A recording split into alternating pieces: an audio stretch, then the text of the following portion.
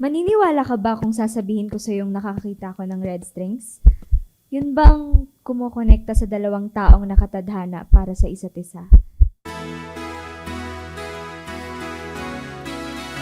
Totoo bang nakikita mo kung sino yung para sa isa't isa? Simula pa lang, meron na talagang nakalaan para sa'yo. Fix nang may someone para sa'yo. Pero sa case mo, Faith, di ka ba nagwa-wonder kung sino yung karugtong ng red string mo? Ano ka rin bang ibutol niya?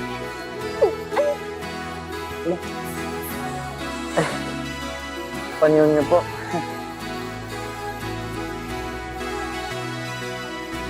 Makikita mo rin, no? Ang alin?